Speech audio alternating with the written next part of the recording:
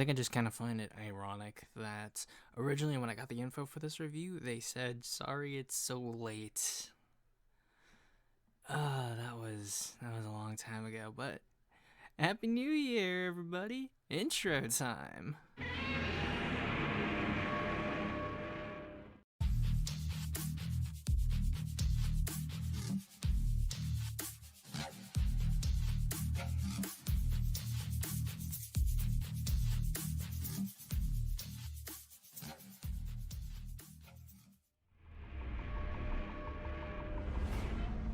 What's going on, guys? It's Zimzilla, and today I'll be doing a double Kaiju review, one I haven't done in a long time. This is going to be on Gorodrak and Death Ray by KaijuGorodrak on Instagram. Once again, it's been a long time since I've done a double review, but at least this case, it'll be a lot easier because these are both made by the same person. So, let's get into it, shall we?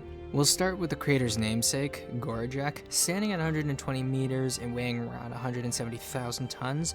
The familiar saurian base is a simple one, but the smaller head, sturdy legs, and elephant-like toes immediately remind you of Godzilla 2014, but it's in the details which allow Gorodrak to stand out.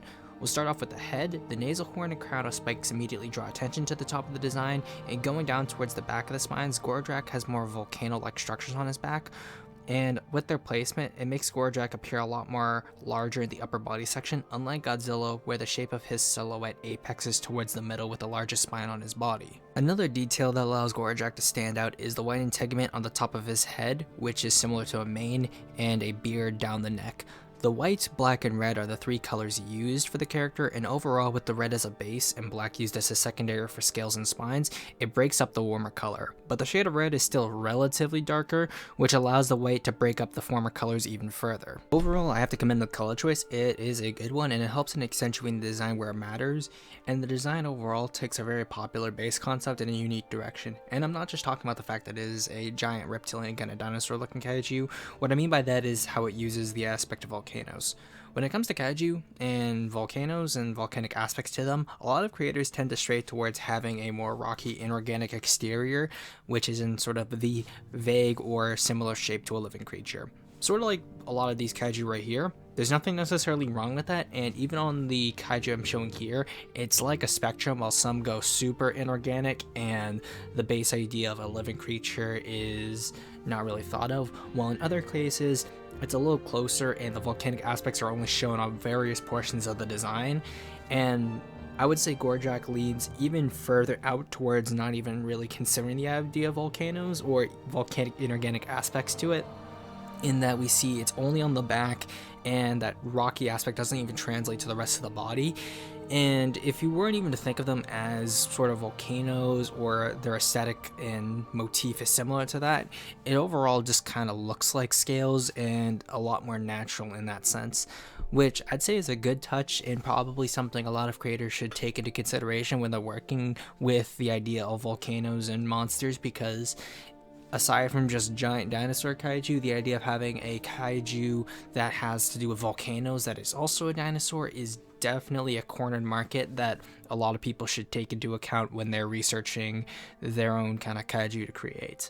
But my first critique is going to come into the form of color. The white integument of Gorodrak in appearance and color allows the design to stand out. In more stylized renditions, the white appears to be more present on the body, and I believe that by having the white be more present on the stomach, and maybe in a few other places, like, say, the armor on the upper arms, maybe on parts of the legs, or even towards the end of the tail in between those sections, it could be contextualized possibly as a form of molting, which is why we don't see it there at all times. But I do believe that taking more cues from the more stylized depictions of Gorodrak and keeping the white more present will allow the design to stand out overall, as generally the kaiju in terms of design itself is fine. There's no negative space, there isn't anything that isn't catching my eye, and the design just flows well overall. So it's mostly just mucking up with a few details, seeing what you can do to help. And I do believe that when I'm looking at a stylized depiction versus the regular depiction of Gorodrak, I think the white just helps accentuate his features a little bit more. So that'll be my one main critique, is just add a little bit more of the white, take more from the stylized depictions in that regard. So moving on to origins, Gorodrak is a species of ancient carnivorous amphibians which, through Titanochondria, a fictional organelle which allows Kaiju to appear in this universe, allowed for its increased size and changes in its posture. However, we also see another adaptation in the form of the agitator beam, which is Gorodrak's main weapon, along with the volcanic vents on his back, a byproduct of this evolution. Overall, I like the concept of Titanochondria. I think it's an interesting idea, and a simple solution to creating kaiju that I'm surprised I haven't seen in any other creators' kind of ideas for how kaiju appear in the universe. However, of course, I am not the end-all be-all when it comes to fan-made kaiju stuff, so anyone in the comments who may know of a creator who's done something similar, please do correct me in the comments.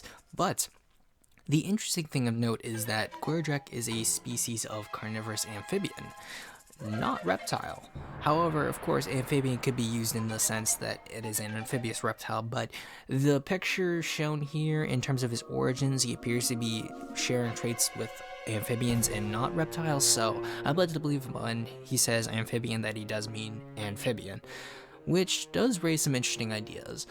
With Titanochondria, you see that Gorodrak has changed to the point that he looks far more reptilian than he does amphibian. Of course, reptiles and amphibians are very similar and close to each other in terms of evolution, but that is something of note. There may be a way in which this may change way too much of the kaiju, which I never want to do whenever I'm reviewing a character. I don't want to completely overhaul them, but it would be interesting to see that if you aren't too attached to the design, to play around with more ideas of what you can do to introduce amphibian traits into Gorodrak, as I do like the pictures that were shown here in his evolution, and it would be interesting that you just sort of sketch through some ideas, maybe adding sort of the throat pouch aspect to the design that's shown here in the evolution, maybe play around a little bit more with the posture, proportions, stuff like that. But I do like the idea of him being an amphibian. A lot of people use amphibian kaiju. However, in this case, he does look a lot more reptilian than he does amphibian, so there is that.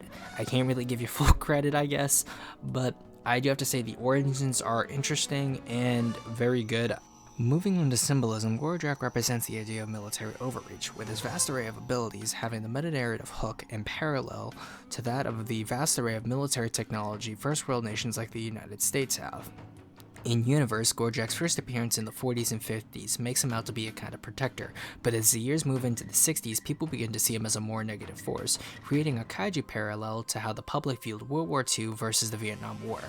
There was direct intent behind Gorodrak being a character that can be viewed differently through various contexts, much like how the military is. And going back to his design, we can see that his mane and crown of horns give him a more regal appearance, but his large volcanic vents and overall color scheme give him a more antagonistic appearance. What I find interesting about this idea is the fact that we aren't seeing a kaiju that is directly the representation of war, but more or less the military. And although we do see that he's more compared to first world nations like the US, it'd be interesting to see how Gorodrak as a character could be viewed in a lot of contexts based on different kinds of militaries. Looking at standing militaries, militias, or juntas, stuff like that. I think that putting him in different contexts would allow the character to shine from a thematic level. And of course, I think the idea of just looking at and critiquing the United States military is an easy kind of story that can be worked with, but I think using this base concept allows for a lot of flexibility in what the character can represent and how we can view the character. And of course, this just means from like us as readers, we know for a fact that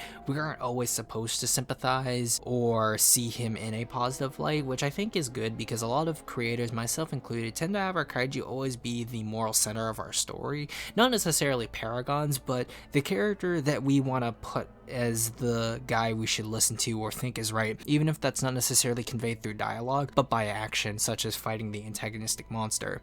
So overall, I think that the choice of story is good, and symbolism is an interesting touch, and I think that there is a lot of potential here in what you can do and the ideas and stories you can explore. Overall, Gorodrak couples design with thematic intent very well. The thematic intent, of course, is going to be more related to writing rather than design. However, of course, since Gorodrak is an amphibian, it should be noted that I said that you could probably work a little bit more with adding more amphibian traits to him. And lastly, color, add more white to the body, but that's already been taken into consideration with the more stylized designs. I'm just saying, pull more from those, and I think you'll have a very almost perfect design. But on to Gorodrak's thematic foil, Death Ray. Unlike dinosaur monsters, giant apes, insects and creatures of legend, aliens do not have a basis in reality. Of course, there is the idea of eyewitness accounts, but on the whole, the vastness of space allows the idea of an alien being almost anything appearance-wise. Overall, Deathray has a pretty simplistic design. Its sleek black body is contrasted with a bright glowing red which runs along it, outlining the segments of armor it possesses. The wings are also this nice bright red and, when outstretched, really give this nice eerie contrast to the rest of its body. The only other color of significant note is gray, which you can see on the knees as well as the hoof-like toes. There is a little bit of detailing on the tail. It looks like there's a few portions of segmented armor, which sort of fans out almost like a tail fan, but it's not really that noticeable and not really super important in the overall design. However, when the wings are folded, he has this very almost submissive body language to him. However, based on having no noticeably similar anatomy to anything on Earth, it comes off as more sinister. However, you could say it sort of resembles that of like an owl, with how owls sort of careen their heads and fold up their wings. But if you want to get a little bit more cryptid, it kind of looks like Mothman in a way. Especially I would say it's more due to the eyes and just being primarily black, which is why I think they're similar. But of course, Deathray is an alien, and with his biology, we don't actually know. There is no information that is given about it. However, there are allusions to it being biomechanical in nature, which implies he was created rather than being mutated in some way by Titanochondria like Gorodrak is. And this actually ties into his abilities, which allow him to adapt to almost any environment, such as being able to create thicker armor when faced with strong weaponry, or being able to convert almost any energy into his own form of plasma energy. As for Deathray's own symbolism, like Gorodrak, Deathray is tied to the military, but in this case the idea of the arms race. When force is brought his way, he's always able to one-up it, and due to the character being essentially emotionless, the idea of an ever-evolving weapon helps to create a perfect dynamic, and not necessarily a foil, but an addition to Gorodrak's symbolism. When military's overreach and the escalation continues, there is a lot of destruction, which allows us to indulge in kaiju fights in the universe, but keep the symbolism intact. Overall, when it comes to advice, there's very little I can give in the form of, you could say, objective critique and advice, due to the fact that Deathray is an alien, and with aliens you can do essentially whatever. But in terms of just the design on base qualities, there is a lot of eye-catching qualities in the wings, of course, and the simplistic design allows us to always have our eyes caught on the wings when they're outstretched, and when they aren't, the red eyes allow us to keep our attention focused primarily in the upper part of the body. And just overall, the simplistic nature of it allows the quality of sinister, emotionless killer to really shine through with the character. One thing of note I will notice is that there is this little picture right here. It's a lot more stylized, and as you can see, there's a lot of difference between the normal picture of Deathray and his wings in comparison to this one here. I think one thing that could be interesting is showing off how Deathray sort of adapts to certain weapons. Like, you could either work with the idea that he always adapts in a unique way. However, that would mean you'd have to draw a lot of different ways he changes. However, there could be ways in which his biomechanics allow him to adapt to certain situations in a kind of pre-programmed way, and sort of showing off different combinations of like how his red and black clash with each other, allowing for just different kinds of patterns, shapes, and the like to come out of his design.